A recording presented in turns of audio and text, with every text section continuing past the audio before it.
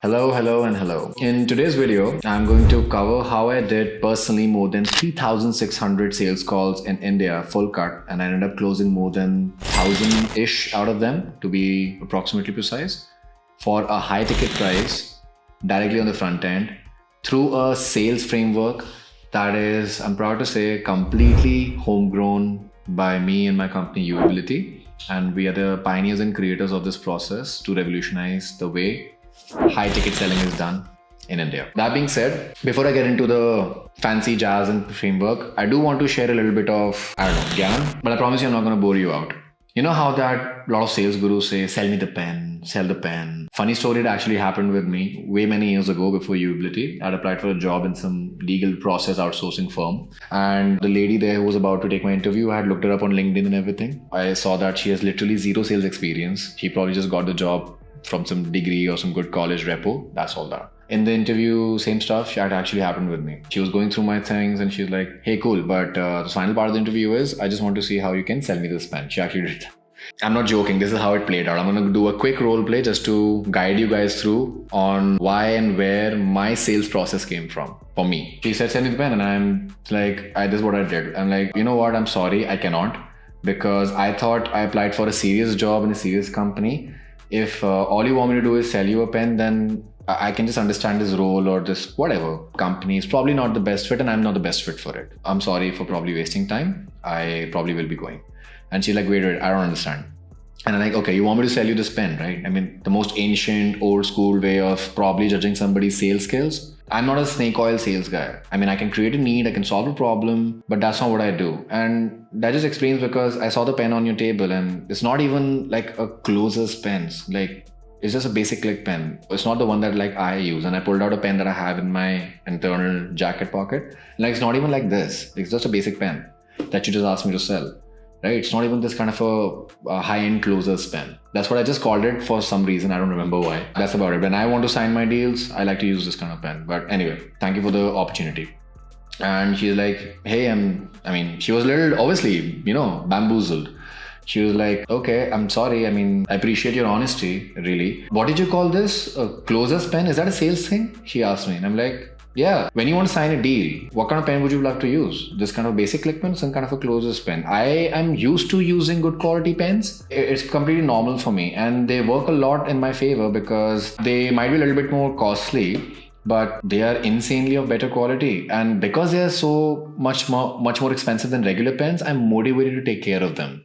And they're refillable, they eliminate waste, all that jazz. And I was just like acting up as if I'm trying to wrap up my shit and leave. And she's like, okay, that's great. And I'm sorry it didn't work out here. But you know what? I'm going to go to the admin department or something she mentioned. I'm going to go to the admin department. I'm going to tell them to get these kind of, whatever you call them, closer pens. Because my sales team has been working really hard. I just want to give them something for their efforts. And I closed my notebook right as it was open. I'm like, and scene. That's how, ma'am, you sell a pen. In this case, a multiple upsell pen purchase through dialogues, not through sleazy sales pitches and feature-ridden garbage. All I did was show you why this pen is the most important thing you could be focusing on right now, relate this product emotionally to your need, and eliminate the cost issue. That's all I did. And she offered me the job with a 1.5x higher grade pay. And for a straight 4 months I was there, I was the highest potential earner, even than their primary closer. So that's when I realized that sales is not pitches. It's not sales scripts. It is not some fancy closing technique. Sales is just your ability to get your prospect, your person, whoever you're talking to self-persuade themselves on why you are the best thing for them, why you're different for them, why is now the right time. The catch, they need to answer that themselves without you trying to pitch them, convince them, feature sell them, and all this jazz that happens in high ticket sales. That is real sales, I would say. Not just high ticket, but sales in general. And the reason this is so important, in my opinion, you could be the best. If you are watching this video, you could be anything. You could be the best design firm in India. You could be the biggest business coach. You could be a fancy fintech startup. All these, you could be the best in your work is what I'm trying to say. None of that will matter if you do not know how to sell what you're amazing at to the world. If you can't monetize what you're great at, And guess what? Which is the biggest monetizable skill on this planet that you can learn and master? It's not marketing. It's not design. It's not product, innovation, blah, blee, blue, programming, none of that. It is sales. If you can master this, you can literally sell anything to anyone. In this case, get anybody to self-sell themselves on your service or product. That is what for me sales is. That being said, let's get into the process. I'm going to cover two very important things that is basically the whole and soul, according to me, of sales. Two things, two frameworks, the selling framework and the sub-communication framework. The selling framework is the manner in which you sell. What do you follow as a process when you're selling somebody? What to do? What is a pinball mechanism you got to follow? That's the selling framework. Sub-communication framework is how you sell the selling framework. The manner of it, the behavior pattern that you use, language patterns, the tonality. The sub-communication is the second element that makes or breaks your sales. It's the same thing as you see any kind of business or company. There's like a sales team, but there's this one guy who's like the top level performer. Same sales scripts, same product, same company, everything same. Then what is the difference? Why is this person selling like insanely crazy from the rest of the team? That's the sub-communication framework, right? It's not that important on what you are saying, what you're telling, what are you pitching, what are you asking. No, it's more important on how you're saying, how you're asking, how you're pitching. Yeah. Getting into that, we're going to cover two things. The selling framework, which is Uability's proprietary framework. It is called as SLOSHED. SLOSHED. It's an acronym and surprisingly, to be very honest, took me like forever to come up with. That is the Uability process, and we are pioneers in this sales framework that we were the first ones to usher that into India, and I can say that proudly. That is the selling framework. Sub-communication, I'll enter in a bit. Before I get into the SLOSH framework, I wanted to cover one very important thing. I see a lot of business owners, salespeople trying to unravel or master the pre-call ritual. Like before we start our day, before we go to a sales meeting or some kind of closing deal or something, I've seen a lot of people ask me that, Pratham, what is your pre-call ritual? What is a perfect pre-call ritual? How do we get in the zone and blah and blah and blue? My honest answer, no pre-call ritual. I mean, not really. So I don't meditate or I don't listen to some Rocky Balboa, Eye of the Tiger music. And I don't even teach my own sales team and my clients any of this garbage. Yes, I'm calling it garbage because it is garbage. The best pre-call ritual is get to work. That's literally it. The only thing I advise people doing when they are mastering this level of skill in terms of closing and sales is, as a pre-call ritual, if you want, listen to some win recording of your own, some meeting that you nailed, the deal that you closed, the best moment of your business or your career where you got that deal in place. It's all because of you. Listen to that probably in 2x speed in the morning. And you could be doing that while doing some other activities, like you don't have to sit down, listen to the recording like this and then get to work. If you're just going to a gym in the morning, listen to it. You're driving, listen to it. If you're just doing house chores before getting your work started, listen to it. If you're on a walk with your dog, listen to it. That is the only pre-call ritual I would say somebody could follow. But other than that, get to work, dude. Put some coffee in, get to work. No pre-call ritual. No meditations and then the yin and the yang and feng shui. None of that. Because when you have a prospect asking you, oh, I need to think about it. Why should I pick you? Your meditations in the morning are not going to help. Your skills will. Let's get into the main process that we just covered, the SLOSH framework. SLOSH is the acronym, like I said, took me forever to come up with. And this is the framework that I teach my clients. And I've used this exact same framework I used to close more than 1,000 plus people out of 3,600 calls that I did at a north of 30, 32, 35% call to close rate at a high ticket price. So let's get into it.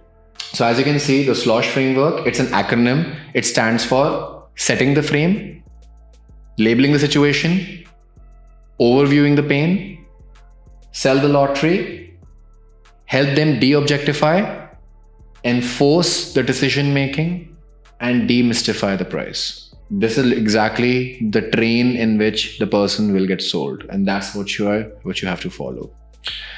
Let's start with each.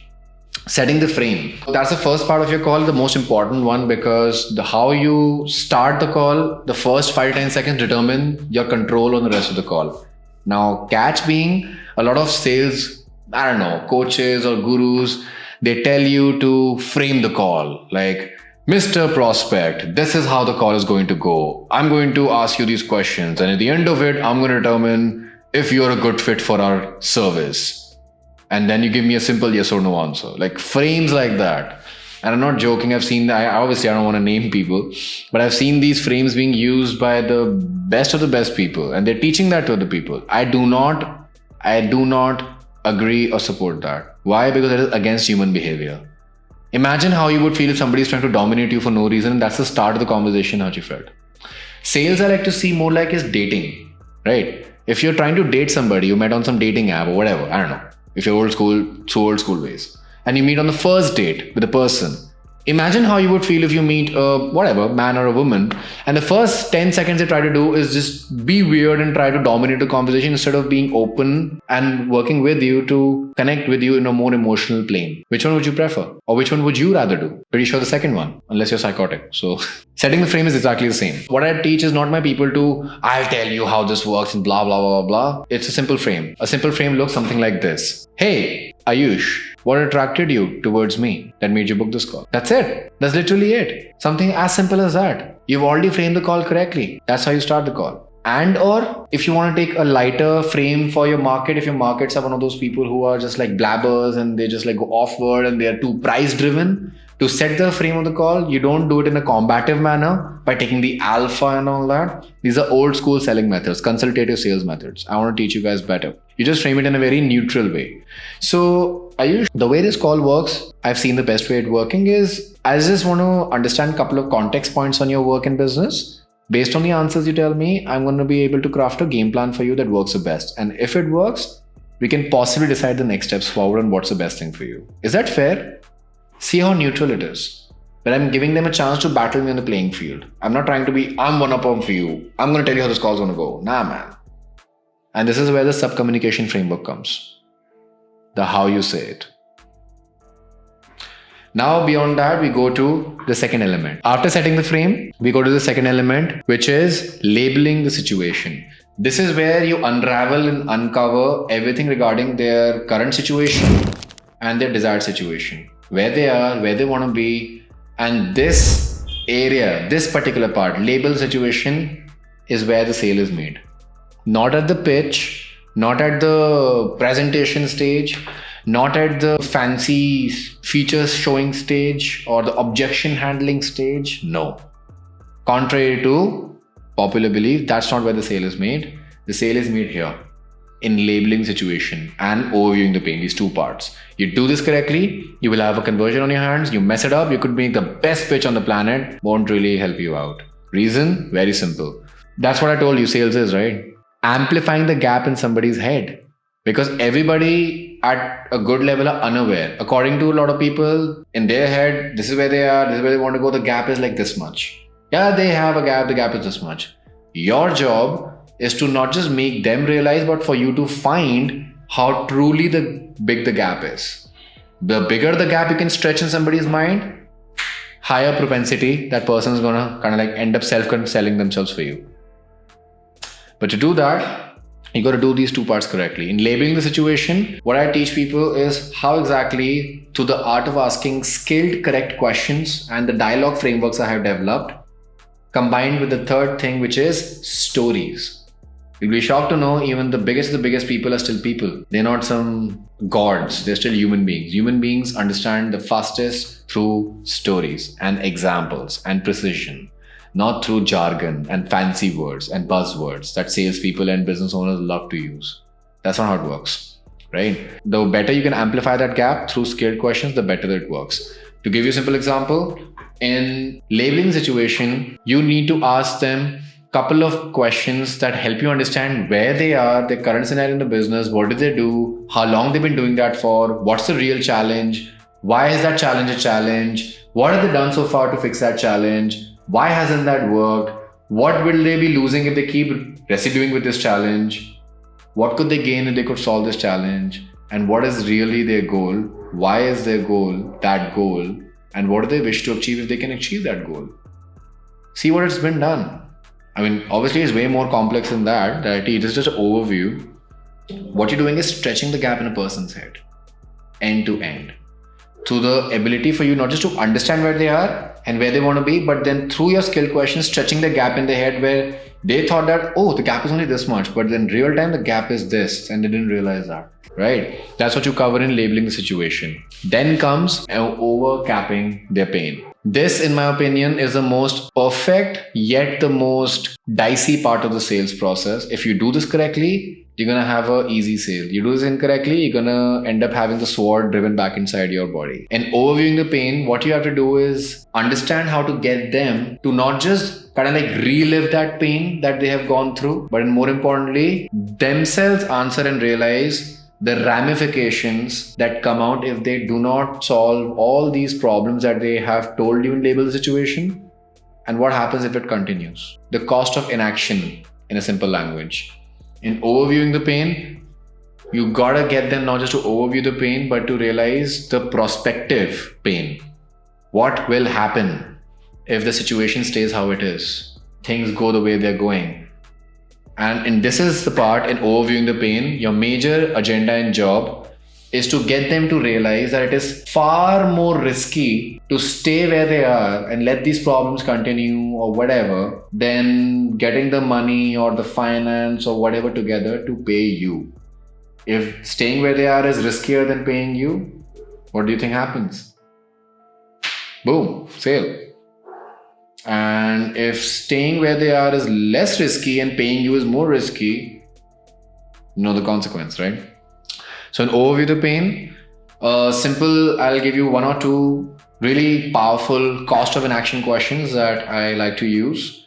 Something as simple as, Ayush, work with me and level with me here. What do you feel will be the potential impact on your business and your personal life if these A, B, and C problems continue to exist in your business? What happens then? And then this is the part where you, in the SLOSH framework, learn what I call as DPQs.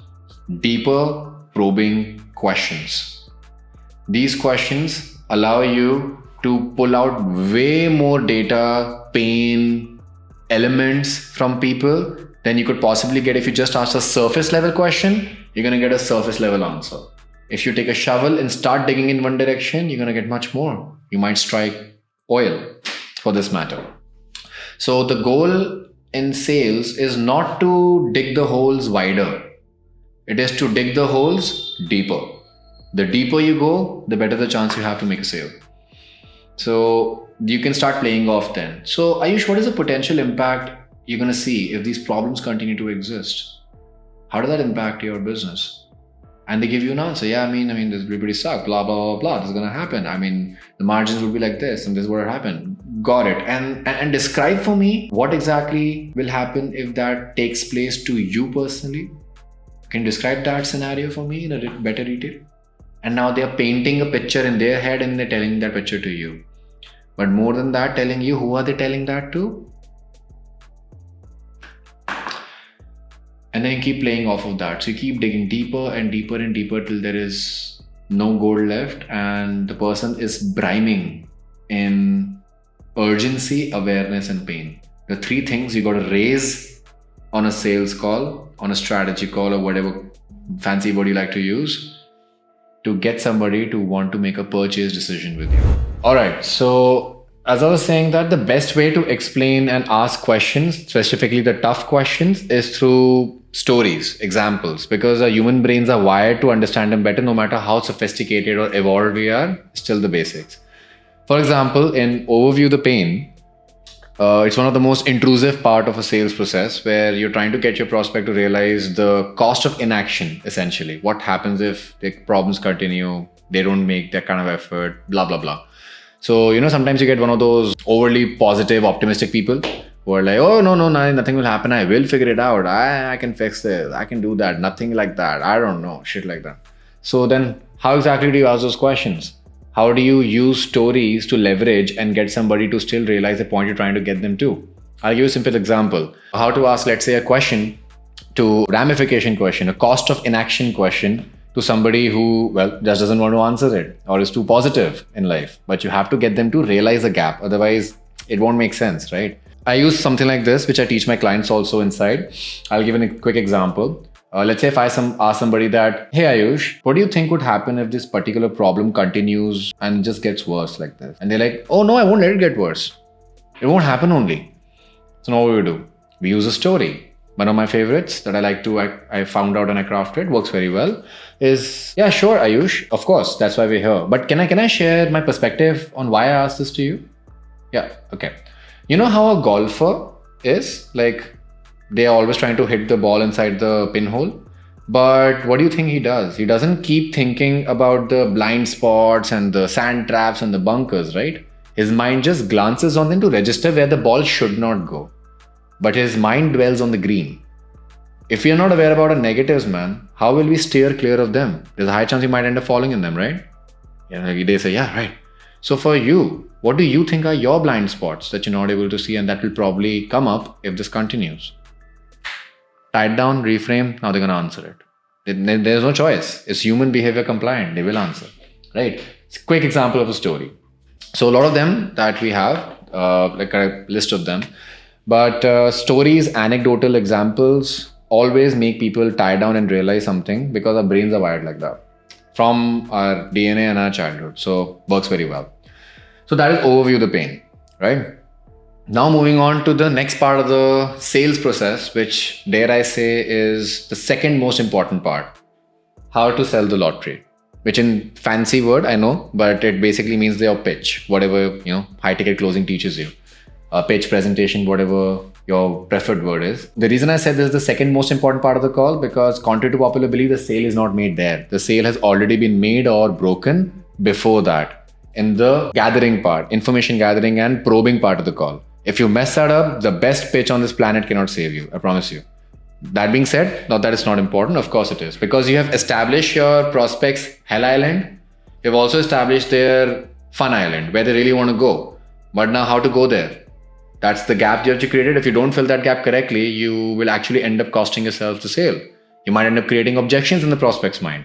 Because you created that gap, yeah, but you got to fill that gap, right? So the gap is your solution, whatever you sell, your service, your offer, your whatever. So that's how to sell the lottery, which further comprises of 3 more parts.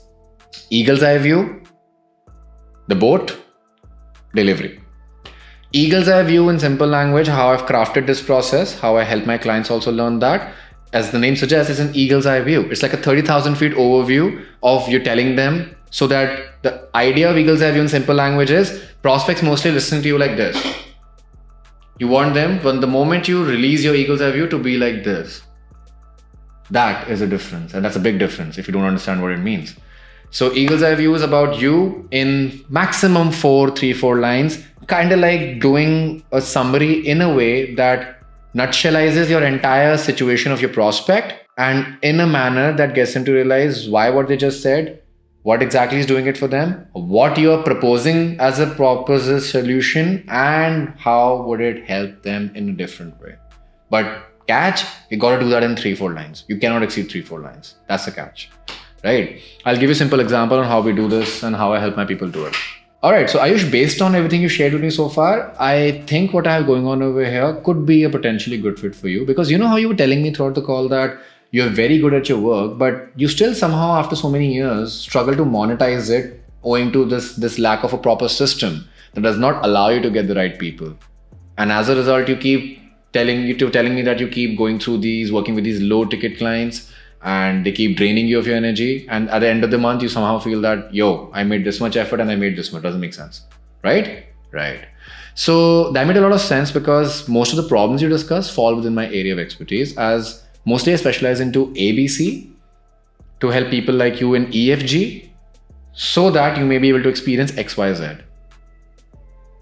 Does that make sense to you? So I can probably dive deeper into that. Eagle's eye view. 4 lines, done, crisp, and the person, like I said, what happens? They're like this, they come like this. They're like, yeah, dude, tell me. I'm ready. That's eagle's eye view. All right, and that is the eagle's eye view. Then comes the second part of how to sell the lottery, which obviously the boat, because now you have the hell island, the identified, derived, heaven island, identified, derived. How will you get them to where they want to be? You got to explain that. Now, obviously, in the short video, I can't go way too deep because there'll be a lot of information otherwise. But as a concept, there are like 3 to 4 core steps, avenues, and phases in which you have to explain that, hey, if your prospect understands, they should be able to visualize that, okay, I do step 1, step 2, 3, 4, I'm at my goal. What are those 4 steps? How do we circumnavigate your entire solution under those 2, 3, 4 steps? And that's the only thing you got to explain. Your pitch should not be insanely long, riddled with technical jargon, features. Nah. And shouldn't be so short that you say something, wrap it up, and they don't know what the heck happened. They should be able to visualize. And more importantly, your best friends, what you have to pepper and bombard your entire boat with is stories, stories, and more stories. So just to give you a quick example, because in Ubility's case, in my case, I sometimes get consultants or even agencies or coaches who are there like, oh, I want to do this impact thingy. I want to go for the mass thing and low, blah, blah, blah price. I want to help a lot of people on a mission to help 10 million people, all those fancy people. So how do I get them to then realize that, they're thinking wrong? Like, it doesn't work like that. And not even is it possible to achieve something like that. So they're just being weird. So, but I can't tell them, right? I can't go around saying, oh, no, Abhishek, you got to do this. The reason you can't do that is because you can't get so many people. There is ad leakage, webinars don't work, blah, blah, blah, blah, blah. That's my belief. That's my understanding. I'm putting my words in their mouth. That's not the right way. What did I say originally how sales works? You got to get them to self-persuade and realize and answer the 3 perennial questions. Why is Pratham the best thing? Why is this offer different for me? Why is now the right time? You get that in, you have a sale. You don't get that in, you end up and they back you up into a salesperson corner. Nobody wants that. So a simple story I use for some people like that who are like Pratham impact, mass, all that is like, so Abhishek, let me ask you a question. A clinic doctor, general physician, they like cater to 25, 30 patients every day in the clinic, right? And even if let's say they work 20 days a month, that's like 30 into 20, almost 600 patients they cater in a month, solving problems from viral fever to, typhoid or whatever, migraine, food poisoning, stuff like that. How much impact do you honestly think that clinic doctor makes in terms of radius, gravity? How transformative it is? How significant of a change is he bringing? And now the seed has been dropped in their mind and it is forming its own plant, right? And they're realizing what they just said. And like, okay. And Abhishek contrasts that with a neurosurgeon who caters to probably what takes about, 20, 25 consults a month, does about 4 or 5 surgeries.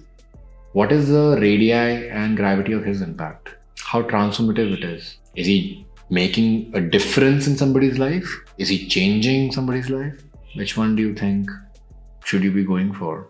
And now they are having their own beliefs broken in their brains and they from their mouth end up saying what I want them to say. Stories are very powerful, used correctly. That's how to sell the lottery, board part. Now finally comes delivery. Eagle's eye view, the board, delivery. Delivery as in, how do you explain to them your solution? Basically, how will they implement it? How will they get the solution from you?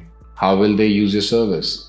How will they enact everything you just told them in a realistic way? What's the delivery structure you will be giving them? And they should be, again, able to visualize crystal clear. Okay, I'm going to do this. This is what Pratham will do. This is what I will do. This is what we both will do. And doing this in this manner is what's going to get me my goal. Simple line and should be crisp. That's how to sell the lottery. Your pitch, your presentation, whatever you want to call it. Then comes the H. Help them de-objectify.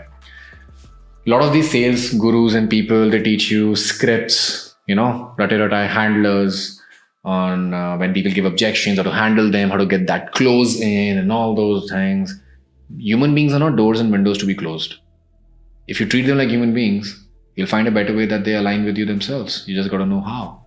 It's like you coming on the same side of the tennis court and helping them do the doubles rather than being on the other side of the tennis court and battling them. There are only about 3 kinds of frameworks when people are not immediately taking a decision to go ahead with you. Either there's uncertainty, I need to think about it, I'll just send me something, I'll get back to you, let me go over it, let me sleep on it, stuff like that. Decision making, they're not the core decision maker. I gotta have a partner, I have to talk to this person, I just gotta ask them, get them on board, I just gotta discuss this with my spouse, wife, partner, blah blah. And third and final thing, the financial objection, which in 95% of the cases is not a real objection, but it's like the smokescreen objection to the real objection. Problem is that most people learn how to handle objections. They don't learn the art of objection prevention. How do you prevent these problematic objections from coming up in the first place. If you learn the frameworks to maneuver your way outside of that, that's what gets you where you want to be, right? So that is what we cover in H, and help them de-objectify, right? Again, not trying to battle them. Take it in this way. When I was explaining in the earlier part of the call, dating, sales is like dating, right? So if ever you have a argument with your boyfriend or girlfriend or whatever, I don't know, partner, what do you think is the logical thing and the more correct thing to do? If at that time you start battling them and proving them wrong and proving yourself right and telling them why they should listen to you and why what you're saying is the right thing, how many times has that actually in real life worked? Does that end up being, oh yeah, you're right, I should listen to you, and they calm down? Or do they become more combative, more agitated? Sales is like that. Your job is not to battle them. Your job is to work with them, to help them and work through their decision-making process to get them to the action step in the finish line. But again, they got to get there themselves. You can't push them. You push people, they push back. Human nature. Selling in a way that goes in against general human nature, what do you think is going to happen? It's going to give you objections. It's like, picture a landmine, right? If you take the wrong step on the wrong place, where there's a landmine present, boom, kaput, right? A human brain is like a landmine, especially when it comes to making purchase decisions, especially from people that don't know. You say the wrong thing, ask the wrong thing, help them de-objectify. Then comes E, enforce the decision making. What that simply means is, but the name is pretty self-clear, isn't it? Enforce the decision making, because selling them, bridging that gap in their head, showing them how it's going to happen, all that is great, but it won't make sense if you can't kind of like seal the deal with some kind of a ribbon and a rope where they are 100% sure that you're the best thing, now the right time. So this is where you do temperature checks, the correct kind of temperature checks that allow you to see, is this person genuinely aligned? Are their beliefs and myths broken, and are they sold? Before demystifying the price, the final part, before you reveal the price, if you haven't enforced your decision making correctly, you're going to end up with some leakage. And that leakage will be what again? Objections. Something will come that you won't be able to, then you'll have to handle objections rather than prevent them. Right?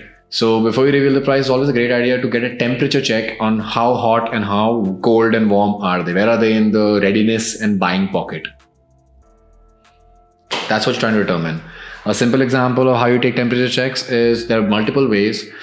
I just like the number temperature check to be very, very precise, because it allows you to get a precise nature of the quality of the person being sold or not. So Abhishek, yeah, I can definitely get to the, pricing and the way ahead and all that. Before getting there, this process we discussed to get you to your goal, 1, 2, 3, whatever steps. On a scale of 1 to 10, how do you feel about the process? 1 being, Pratham, uncertain, I don't know, you're ugly, I don't like you. And 10 being, this is exactly what I wanted, shit, this is what I was looking for, this makes sense. Where would you rate yourself? And now the rating they give you gives you the understanding where they stand in terms of being sold scale. They give you anything less than 7, 8. Well, shit, of course they're not sold. Then you get to know, oh, great, what's missing? And then they end up telling you what's missing. And that is the objection they would have given you if you revealed the price. They say, oh, I'm a 9. Great. Why a 9?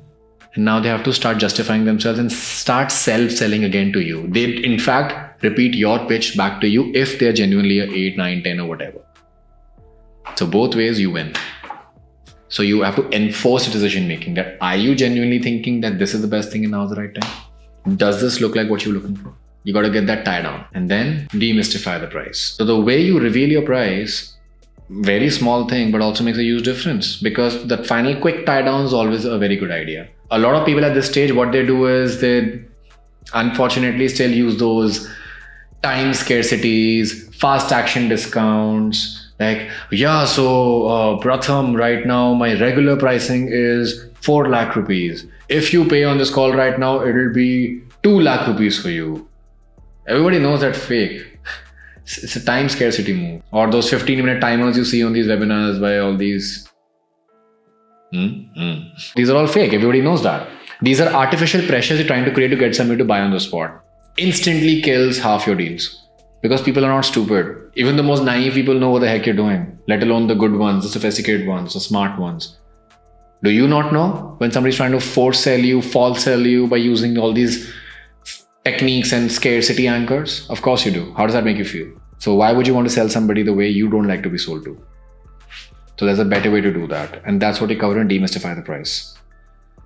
You got to internalize their decision of wanting to enroll with you and work with you, rather than externalizing and creating the pressure of wanting them to buy on the spot, buy on the spot, buy on the spot. Always remember, experts never convince. Have you ever seen a neurosurgeon trying to convince somebody that get that surgery done? Super important. Otherwise you'll die. No, right? But do you see a general clinic doctor, general physicians hell-bent on convincing you that you definitely have this disease also, so you can buy an extra medicine from him? Of course. That's the difference. Right? So that is the SLOSH framework. Privately, personally, proudly made, created, battle tested for the last 4 years by yours one and only and Uability. So this is what helps my clients go short to the moon and close deals like never before without being salesy, pushy, needy, and any of that shit. Now in the next video, my good friend and partner Rohan is going to cover the 9 core habits and processes that allowed us to become a multi-crore company in just 3 years from bootstrapped, being a couple of young years old. I hope you have fun. Check it out.